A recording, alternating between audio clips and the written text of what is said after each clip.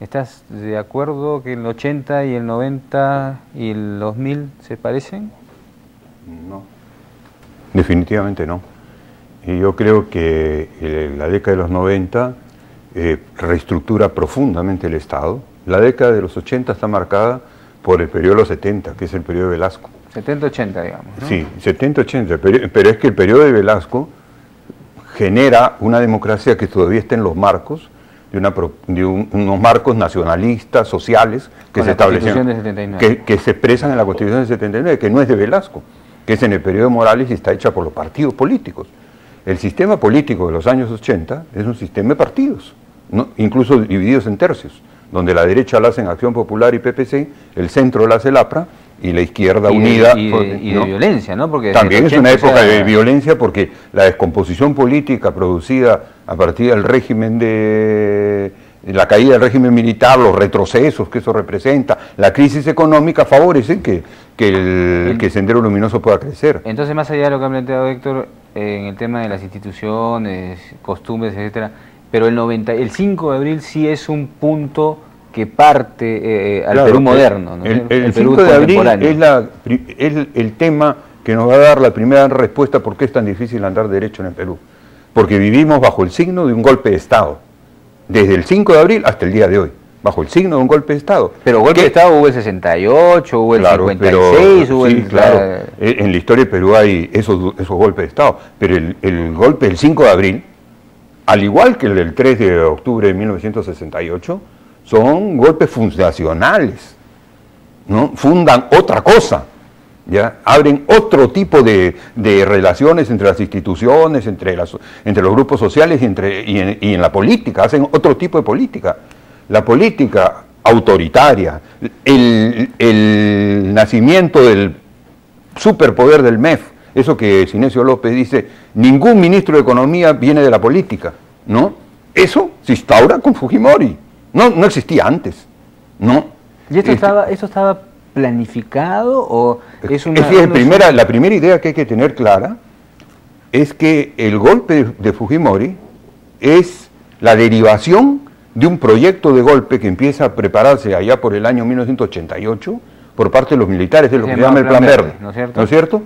Y ese plan estaba destinado a corregir lo que los militares mismos tenían en la conciencia, de que les había ido mal con el golpe de Velasco, que Velasco se había equivocado por irse hacia Rusia, por tirarse a la izquierda, entonces querían completar su tarea, la tarea histórica que creen tener los militares, de ser los que ponen las reglas del Estado, ¿no? Pero esta vez con otro tipo de alianzas.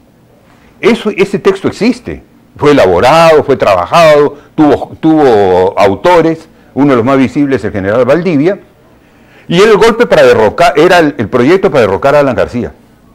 Pero cuando aparece Vargas Llosa como opción, entonces ellos se repliegan. Ellos se repliegan porque dicen, vamos a ver qué va a pasar cuando Vargas Llosa empiece el gobierno. Y mantienen su plan guardado. Ahora Vargas Llosa pierde. Y entonces empiezan a discutir lo del golpe nuevamente. Y quien les expropia la idea es Vladimiro Montesinos. Y le lleva esa idea a Fujimori. Entonces Fujimori dice, a mí me quieren golpear, yo voy a golpear. Pero no es que le quería golpear el Parlamento. ¿Cómo le iba a golpear el Parlamento? Que es lo que ahora cuentan con mi historia. Claro, quienes le iban a golpear eran los militares. Lo que ha salido es que ahorita, en estos días no es un golpe, sino un contragolpe, porque ya está... Claro, pero eso es una gran mentira. Primero porque el Parlamento no tiene ejército, y el golpe es un tema de ejército. Y entonces el que tiene el ejército es el Poder Ejecutivo. Pero lo podría haber sacado. El comandante general del ejército rebelándose contra el Poder Ejecutivo. El Congreso lo podía haber vacado, digamos. ¿Estaban las cosas para llegar a eso? Absolutamente no. Hubiera sido una locura, eso hubiera sido una guerra civil, ¿no es cierto? Era una época de violencia, de crisis económica. ¿Por qué lo iban a vacar? ¿Qué es lo que hizo el Congreso? No es cierto lo que dice el informe que hemos oído.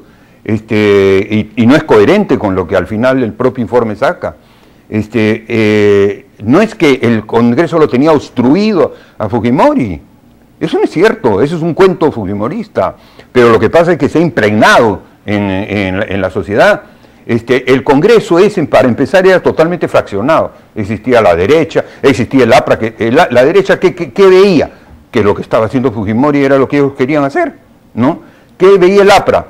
de que estaban juzgando a Alan García, porque a eso se dedicaba el Congreso, ¿no? Y estaba negociando con Fujimori cómo canjeaba sus votos por impunidad para García. Y la izquierda trataba de buscar alianzas, porque sola no podía nada. Entonces se hicieron una serie de operaciones, y el 28 de julio del año 90, Fujimori lo que hace es anunciar que va a gobernar pidiendo facultades legislativas para reformar el Estado. Se las dan. Bueno, esas facultades las pidió en junio del año siguiente, ¿no? No las pidió en mayo del año siguiente 2000, y se las dieron en junio, 90, de los cuales derivaron 127 decretos. Y el primer año, ese primer año, ¿cómo gobernó? Fujimori empezó a gobernar a través de decretos de urgencia.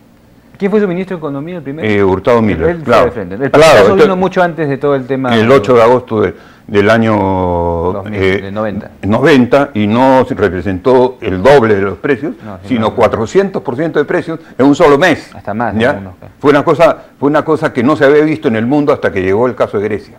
¿Ya? O sea, lo que el Perú vivió era el récord de paquetazo. Claro, lo compararon con la Segunda Guerra con los nazis. Claro, por supuesto. Y de ahí vino Grecia y nos ha superado. Entonces, bueno, pero sigamos este tema. Entonces, un proyecto que ya estaba preparado se convierte. Mira, ¿qué hace Fujimori? Despide a los militares que habían hecho el Plan Verde. Los pasa al retiro. Con Montesinos, digamos. Con Montesinos, claro, Montesinos le dice estos son y lo saca. Y entonces él toma el plan. Y luego empieza una campaña, que el Congreso es corrupto, que ganan demasiado los congresistas, que el Poder Judicial es corrupto, que es la casa de la injusticia, se para en la puerta del Poder Judicial. Está preparando el golpe. No había ninguna casualidad. Eso que dicen que fue porque Susana Iguchi hizo la denuncia, es presumir que esto fue un golpe, que fue un disparo. Los militares no hubieran acompañado jamás un golpe por ese motivo. Los militares fueron ganados porque era su propio proyecto. Era su propio proyecto, solamente que Fujimori se puso a la cabeza, ¿no?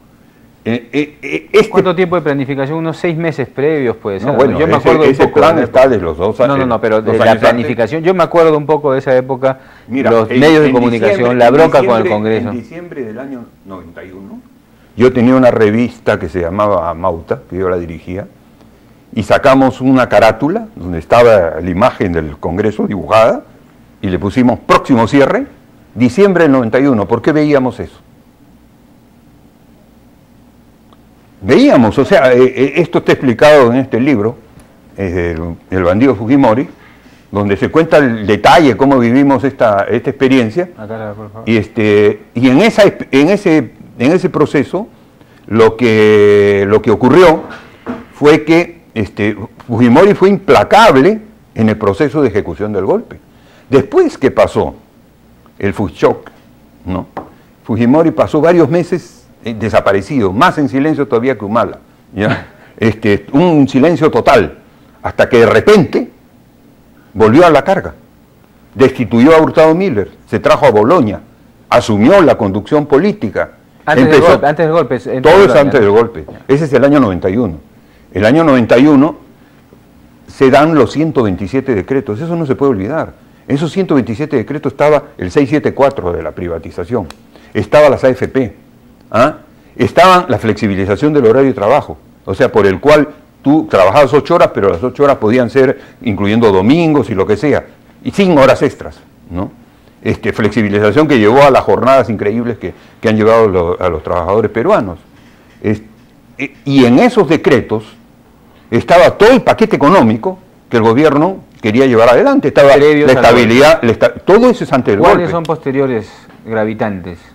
Después de dado el golpe, hay 700 decretos leyes aprobados por el Consejo de Ministros, que son bárbaros, donde se congelan las pensiones, se liquidan las pensiones. Para implementar lo que ya tenían de alguna manera, ¿no es cierto? Para darle continuidad, para hacerla más fuerte y para dirigir principalmente el ataque a los trabajadores, porque se permiten varios sindicatos en una misma empresa, ¿no? Se quiebra la unidad sindical, se genera una nueva legislación sobre negociación colectiva. Dime tú si eso tenía algo que ver con la obstrucción del Congreso, si eso tenía algo que ver con Sendero Luminoso, o si eso tenía algo que ver con la crisis económica. Tenía que ver con la alianza con las grandes empresas que hizo Fujimori.